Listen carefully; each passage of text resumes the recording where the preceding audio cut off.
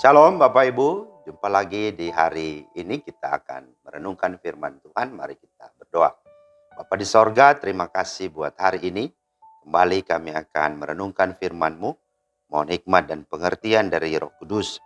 Kami menyerahkan waktu pemberitaan firman Tuhan hanya ke dalam tangan-Mu. Dalam nama Tuhan Yesus. Amin. Bapak Ibu, firman Tuhan kita terambil di dalam 1 Tesalonika 5 ayat 14 sampai 15. Kami juga menasihati kamu saudara-saudara, tegurlah mereka yang hidup dengan tidak tertib. Hiburlah mereka yang tawar hati, belalah mereka yang lemah, sabarlah terhadap semua orang. Perhatikanlah supaya jangan ada orang yang membalas jahat dengan jahat, tetapi usahakanlah senantiasa yang baik terhadap kamu masing-masing dan terhadap semua orang. Itulah firman Tuhan yang menjadi dasar renungan kita pada hari ini. Nah, tema kita adalah saling membangun dalam kebenaran.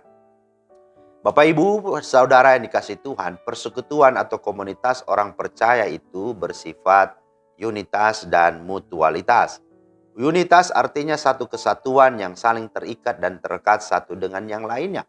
Sedangkan mutualitas artinya saling menguntungkan, saling melengkapi, saling memperhatikan dan saling menghormati, serta saling membangun dan saling memajukan satu terhadap yang lainnya. Nah, tema hari ini saling membangun dalam kebenaran. Penekanannya ada pada kebenaran. Suka atau tidak suka, hal kebenaran dalam persekutuan adalah merupakan fondasi dasar sekaligus tiang bangunan dari sebuah rumah persekutuan itu. Mengapa harus saling membangun dalam kebenaran? Orang percaya atau gereja hidup pada zaman atau masa eskatologis, artinya penantian kedatangan Kristus kembali, termasuk jemaat Tesalonika. Dalam 1 Tesalonika 5:1-14 dijelaskan bahwa hari Tuhan datang seperti pencuri pada malam hari. Itu berarti tidak seorang pun yang tahu kedatangannya, tetapi pasti dia akan datang. Oleh sebab itu Rasul Paulus mengingatkan jemaat agar tetap hidup sebagai anak-anak terang atau anak-anak siang, bukan orang-orang malam atau orang-orang gelap. Artinya jadilah anak-anak kebenaran. Perhatikan, ada orang-orang tapi juga ada anak-anak. Itu berarti Tuhan fokuskan kita adalah orang-orang yang sudah percaya. Maka gereja atau orang-orang percaya harus saling membangun dalam hal apa? Dalam hal kebenaran. Pertanyaannya, kebenaran seperti apa yang harus dibangun? Setidaknya ada beberapa hal. Yang pertama, kebenaran dalam hal menegur.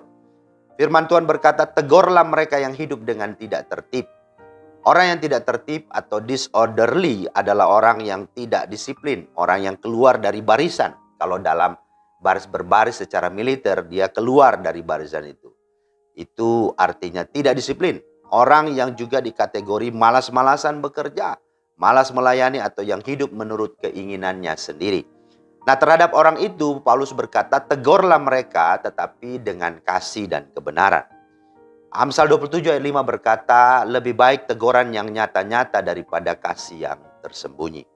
Setiap kita punya hak untuk menegur, namun haruslah memperhatikan motivasi menegur. Galatia 6 ayat 1 dan cara menegur. Matius 18 ayat 15-17.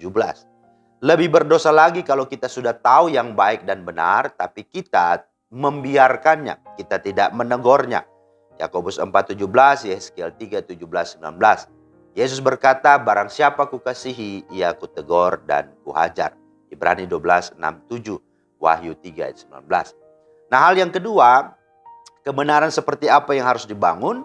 Yang kedua adalah kebenaran dalam hal menghibur yang tawar hati. Dikatakan hiburlah mereka yang tawar hati. Yesus telah melakukan itu bukan untuk diketawain, bahkan digosipin lagi. Kalau orang sudah mengalami duka cita, masalah, kita malah mengolok-olok atau kita malah mengejeknya. Itu sungguh keterlaluan. Orang yang tawar hati adalah orang yang patah semangat, tidak confident, tidak bergairah, lemah pikiran, khawatir dan mengalami ketakutan menjalani hidup. Karena itu tugas kita adalah hiburlah mereka. Doronglah mereka agar bangkit kembali dalam iman, dalam kasih dan pengharapan. Nah, yang ketiga, kebenaran seperti apa yang harus dibangun? Yang ketiga adalah kebenaran dalam hal membela mereka yang lemah.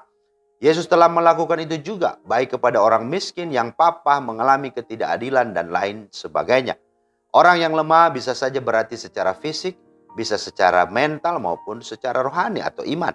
Mereka butuh pembelaan, artinya mereka butuh sahabat, mereka butuh pendampingan, mentoring, bimbingan yang dapat menguatkan. Roma 15 ayat 1 berkata, kita yang kuat wajib menanggung kelemahan orang yang tidak kuat, dan jangan kita mencari kesenangan kita sendiri. Nah, ayat yang keempat, kebenaran seperti apa yang harus dibangun? Kebenaran dalam hal bersabar terhadap semua orang dan keadaan yang ada. Yesus juga telah melakukannya dan mengalaminya, baik dari murid-muridnya dan orang banyak atas ketidakpercayaan mereka, ya, seperti Yudas, bahkan seperti Petrus menyangkal, bahkan murid-murid kembali kepada hidup lama, bahkan motivasi mereka yang salah. Sabar berarti mampu menahan diri dan rela menderita demi orang lain. Yang kelima, kebenaran seperti apa yang harus dibangun? Kebenaran dalam hal tidak membalas kejahatan dengan kejahatan, tetapi membalasnya dengan kebaikan. Usahakan berarti lakukanlah perkara-perkara yang baik. Bahkan ketika orang lain berbuat jahat, jangan membalas tetapi fokus pada perbuatan baik. Janganlah kamu kalah terhadap kejahatan, tetapi kalahkanlah kejahatan dengan kebaikan. Dan Yesus sudah melakukannya dan meneladani. Dan puncak dari semuanya itulah salib. Nah saudara, akibat dari saling membangun dalam kebenaran itu adalah pertama, akibat ke dalam. Jemaat menjadi kuat dalam iman. Teguh berdiri dalam iman sehingga mereka siap menghadapi segala tantangan zaman. Ya, termasuk siap menyambut kedatangan Kristus kembali. Apakah secara eskatologis atau secara panggilan, ibaratnya orang dipanggil meninggal dari dunia ini, itu juga bagian dari Yesus datang untuk menjemput kita. Tetapi juga ada pengertian secara akhir zaman di mana dunia ini akan berakhir. Dan itu artinya sudah selesai. Dan dikatakan di dalam firman Tuhan, berkat yang kedua adalah jemaat menikmati persekutuan karena ada damai sejahtera. Alkitab berkata di mana ada kebenaran, di situ akan timbul damai sejahtera dan sukacita. Dan kalau sudah ada damai sejahtera berarti ada kerukunan, ada keharmonisan, dan ada kedamaian. Dan itu tandanya Tuhan pasti memberkati persekutuan umatnya atau gerejanya.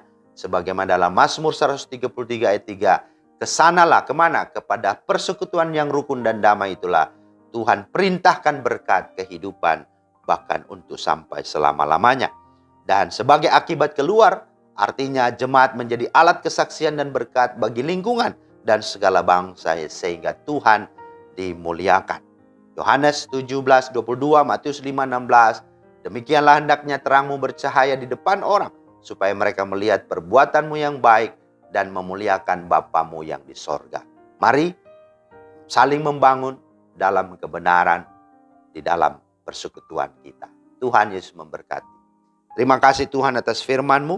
Mampukan kami ya Roh Kudus supaya kehadiran kami di tengah persekutuan tidak hanya sekedar ada, tapi betul-betul hadir untuk boleh sungguh menyatakan kebenaran. Karena untuk itulah Engkau menyelamatkan kami. Demi Kristus kami berdoa. Amin. Demikian firman Tuhan hari ini. Selamat beraktivitas. Tuhan Yesus memberkati. Shalom.